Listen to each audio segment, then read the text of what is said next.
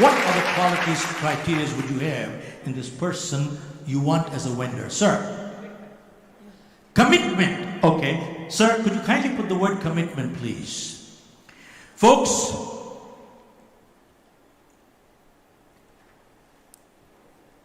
what is the difference between a promise and a commitment? Somebody give me an answer, please. What is the difference between a promise and a commitment? A promise is an agreement we make with others. Commitment is an agreement we make with ourselves.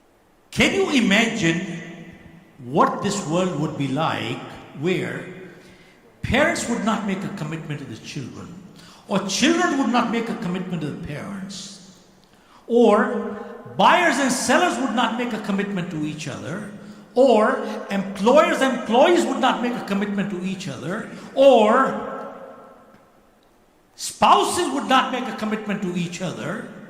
Folks, what kind of world would we have? You would have a chaotic world.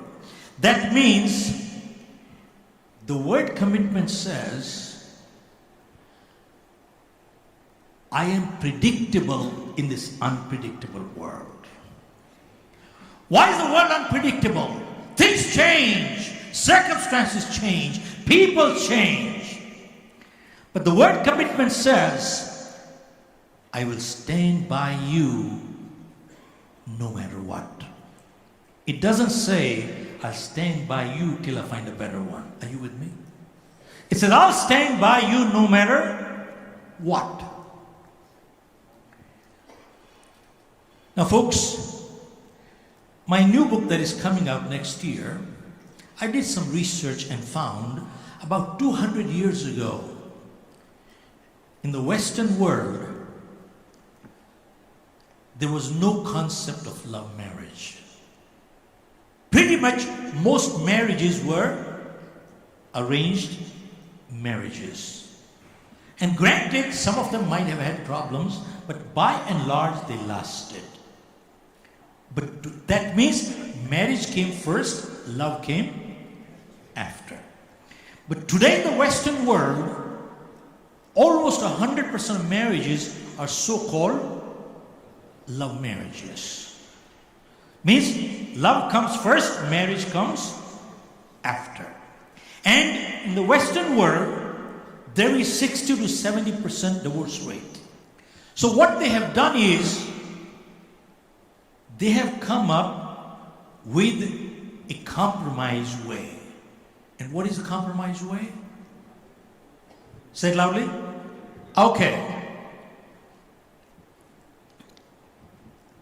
Let us live together without making any commitment. And you ask them, what is the purpose behind it? And they say, we are checking compatibility. And for 5 years they live together, and every day they keep checking compatibility for 5 years.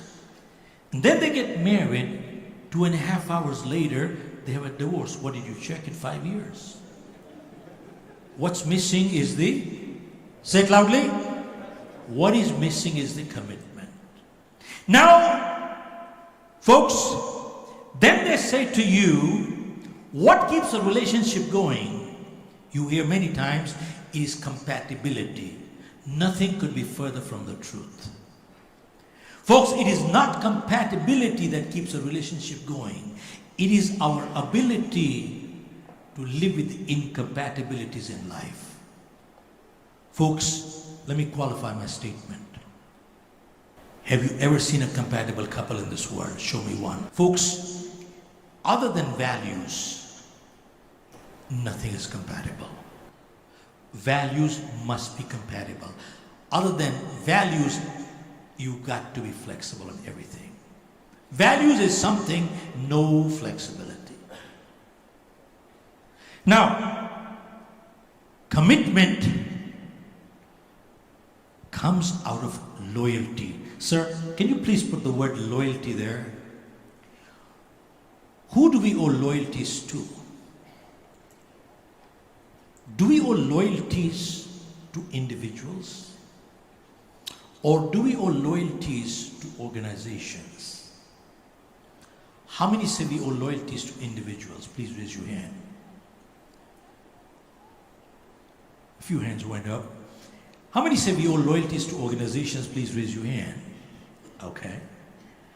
And I notice there's some people who get their hand up here. When I look at them, they start doing this. Interesting. Now, folks, keep in mind, we owe loyalties neither to individuals nor to organizations. We owe loyalties to values. I repeat, we owe loyalties to values. Go check out anywhere in the world where values don't match. You cannot work in the same organization. Either you change your values or you change your organization. Yes, no. And where values don't match, you cannot live in the same family. Either you change your values or you change your family. Now, folks, when we talk of values, how many agree that values keep changing from person to person, situation to situation? Values are subjective. And they keep changing from person to person, situation to situation. How many agree with this one? Please raise your hand. How many agree with that? Raise your hand all the way up. Okay. How many disagree with this? Please raise your hand. Okay. Folks, I have to say, those who say values are subjective, they have no values.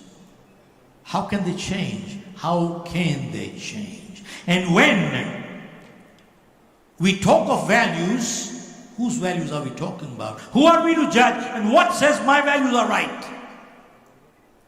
Folks, when we talk of values, we don't talk of values mine and yours. We talk of universal values and eternal values. Universal means they cut across country, they cut across culture, they cut across religion. That's called universal. And eternal means they were here before we came. They will be here after we are gone. Are you with me? Are you with me, folks? They were here before we came, and they will be here after we are gone. Now, folks, big question is, how do we establish universal values? How do we know these are universal and eternal values? Folks, whatever business profession that you are in, do you have quality standards and benchmarks, sir? Yes, no? Yes, no? Okay. If you didn't have them, sir, could you ever achieve them, sir? No. So unless we have universal benchmarks on values and ethics, how can we achieve them? Now, let me share with you, how do we establish universal benchmarks on values and ethics? You would like to know, yes, no? You would like to know, yes, no? Can I have a big yes? Okay. Folks, hear this. One little story. Carefully, I'm going to ask you two questions. There was an elderly lady about 85 years of age with 2 bags of groceries in her hands, waiting for a bus. Right behind her was a big boy also waiting for the bus. The bus came. They both got on the platform. The bus was totally packed. There was only one seat available at the far end, and the lady started moving to get that seat. This big boy came from behind, threw his big arm around the lady, and took a big step and a big step, and he took that seat.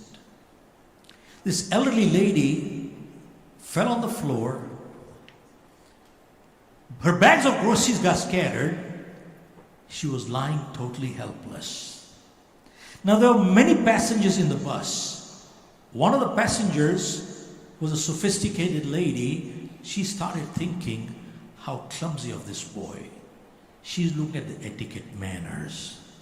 There's a lawyer in the bus who starts thinking, there must be a law against this kind of behavior. He's looking from a legal perspective. Third, there was a surgeon in the bus who starts thinking, this lady must have broken 3 ribs. He's looking from a surgical perspective. The fourth person was a psychiatrist who thinks this boy is psychotic, he needs mental help.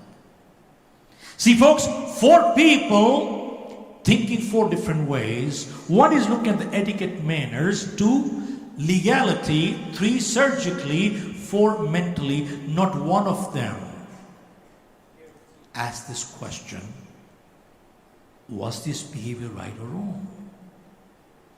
Folks, let me ask you, why don't we ask this question? Because the moment we ask this question, what happens? We become judgmental. Yes, no. Hello? And let me ask you, if your values are clear, what is wrong in being judgmental? Now I have 2 questions. Number 1, should this boy have behaved like with this lady? Yes, no. Yes, no? 2, should anyone behave like this with anybody? That's universal. The moment you answer no to the second one, should anyone behave like this with anybody, that is universal question, and your answer is universal. Folks, this is how we establish universal benchmarks on values and ethics. Folks, clarifying values is not difficult. Are you aware that every doctor that graduates, he has to take an oath of Hippocrates? Are you familiar? Yes, no. They have to take an oath of Hippocrates. Anybody read that oath? It is only 1 paragraph. Given 2,000 years ago. Only 1 paragraph. If you read that oath, do you need any more values than that one? Go check it out. Folks, are you aware that every lawyer that graduates has to take an oath of code of conduct? How long is that oath? 1 page. If you read that oath, code of conduct, do you need any more values than that one? Folks, every judge, every legislator, every politician, every officer, when they take position, they have to take an oath. Are you aware how long is that oath? 4 lines. Folks, clarifying values is not difficult. You know what is difficult is to face up to them after clarifying, so we choose not to clarify. Remain confused, you will never have to face up. Okay, so we owe loyalties to values. And next one, loyalty and commitment brings dependability. Folks, let me ask you, if you have a vendor with great ability, but if they are not dependable, do you want them? Hello? Do you want them, folks? Yes, no? So, keep in mind, folks, ability is important, but dependability is crucial. Means, ability without dependability is a liability. Are you with me?